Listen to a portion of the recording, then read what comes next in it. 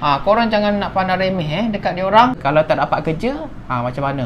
Hai guys, Assalamualaikum warahmatullahi wabarakatuh dan salam sejahtera. Apa khabar semua? Aku harap korang semua berada dalam keadaan yang sihat sejahtera. Okay, seperti biasa, kalau korang tengok video ni, make sure korang tekan butang like dan subscribe aku punya channel.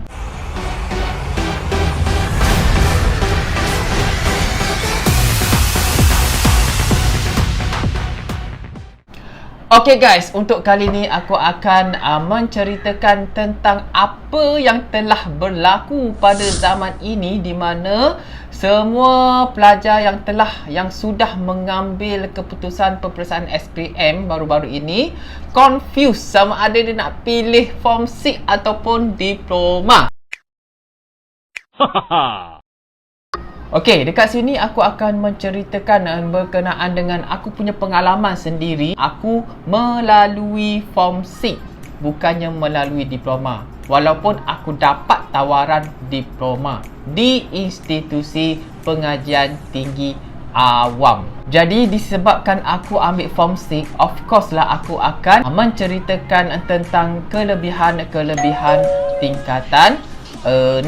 Aku dah study dan berdasarkan pengalaman aku, so aku dapat klasifikasikan 10 kebaikan melanjutkan pelajaran di tingkatan 6. Okey, kebaikan melanjutkan pelajaran ke tingkatan 6 yang pertama adalah kita boleh lihat dari segi yuran. Of course lah, yuran untuk sambung belajar di tingkatan 6 ini adalah lebih rendah daripada sambung belajar ke peringkat diploma. Okey, di mana diploma kita kena spend banyak duit. Dari segi yuran dah beribu-ribu, rumah sewa ataupun college. Untuk tingkatan 6 di mana yurannya hanya pendaftaran untuk peperiksaan dan yuran kelengkapan. Kebaikan yang kedua, kita boleh pilih mana-mana sekolah yang menawarkan tingkatan 6. Sebab tingkatan 6 ni berpusatkan di sekolah, jadi kita boleh pilih mana-mana sekolah yang berdekatan dengan rumah kita, belajar di sekolah tersebut. So, kat situ kita boleh menjalani kehidupan seperti yang kita belajar masa tingkatan 1 hingga tingkatan 5. Boleh spend masa dengan keluarga dengan lebih lama. Lepas tu waktu persekolahan sampai pukul 3 lah paling lama.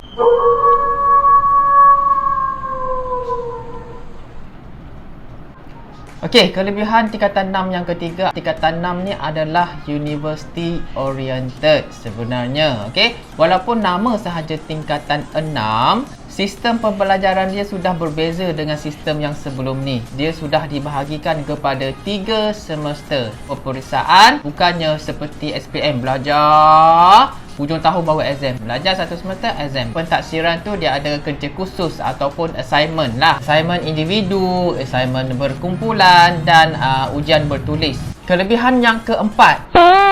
4. CJ STPM ni adalah CJ yang sudah diiktiraf ke peringkat antarabangsa University Cambridge, di mana kalau korang berkeinginan untuk sambung belajar ke luar negara tak akan jadi masalah. Boleh je kalau korang nak sambung belajar di universiti luar negara bila habis STPM nanti. Okey, kelebihan yang kelima. STPM ni adalah setaraf dengan diploma. Mentang-mentang lah kawan-kawan diploma sambung belajar dekat universiti, orang nak pandang rendah kepada orang tingkatan 6. Korang jangan nak pandang remeh dekat dia orang, sebab bendanya setaraf sahaja. Jangan nak fikir diploma lagi tinggi, STPM lagi rendah. Kelebihan yang keenam. Kelebihan yang keenam ni adalah dari segi tempoh pembelajaran. Tempoh pembelajaran di tingkatan 6 1 tahun setengah sahaja berbanding daripada diploma 3 tahun. Contoh, korang masuk bulan 6 2021. Hujung tahun 2022 dah habis. Dapat result,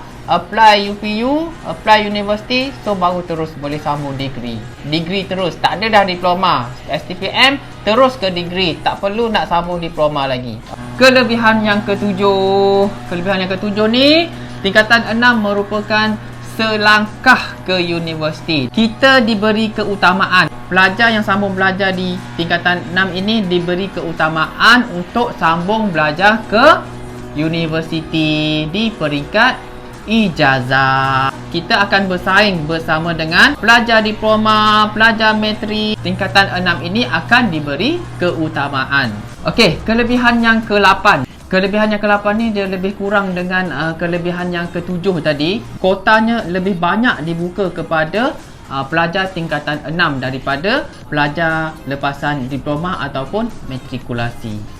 Kelebihan yang ke-9 ni adalah dari segi pemakaian.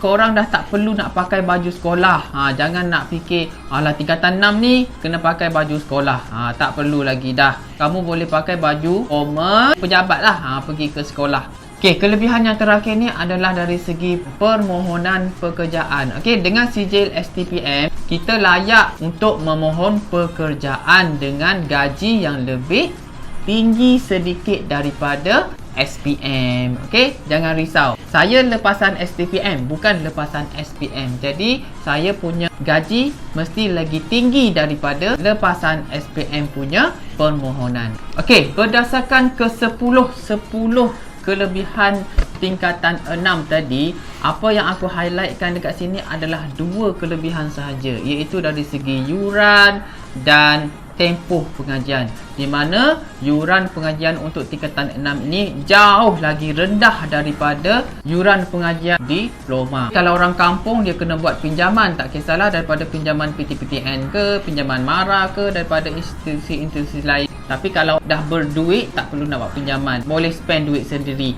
Okey, tapi orang kampung macam aku ni asalnya orang kampung, so aku lebih fokus kepada tingkatan 6. Dari segi tempoh pengajian, okey, di mana tingkatan 6 hanya 1,5 tahun sahaja dan diploma selama 3 tahun. Cuba kau bayangkan, korang sambung diploma 3 tahun bermula pada tahun 18. So 19, 20, 21, 23 korang sambung degree. Aku sambung tingkatan 6. Tingkatan 6 umur aku 18, 19. Umur 20 aku dah sambung degree. Korang akan rugi 1 tahun.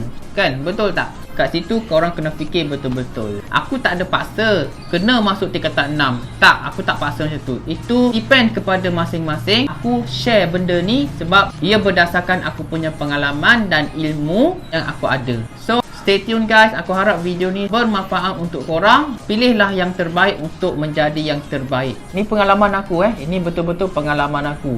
Kawan-kawan aku yang habis SPM, dia pergi sambung belajar dekat diploma, dia dah rasa dia punya sistem pembelajaran di universiti. Bila dia orang sudah rasa sistem pembelajaran di universiti, dia orang sudah tidak berkeinginan lagi untuk sambung belajar ke peringkat degree sebab dia dah rasa feel pembelajaran di universiti itu. Okay, dari segi penggunaan duit, memang dia orang, sebab aku asal kampung, kawan-kawan aku pun kampung juga, dia orang memang buat pinjaman PTPTN.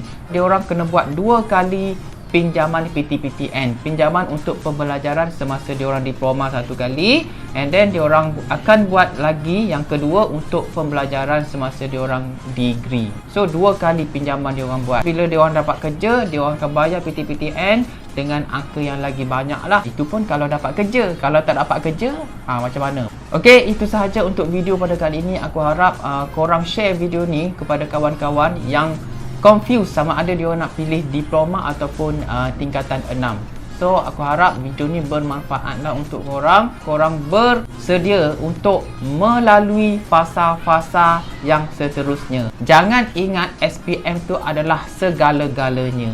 Okey, jangan fikir macam tu. Korang kena teruskan perjalanan korang masih jauh. Okey, nak masuk bidang pekerjaan ni banyak lagi liku-liku yang perlu korang lalui. Alright, so bye. Assalamualaikum warahmatullahi wabarakatuh. Bye.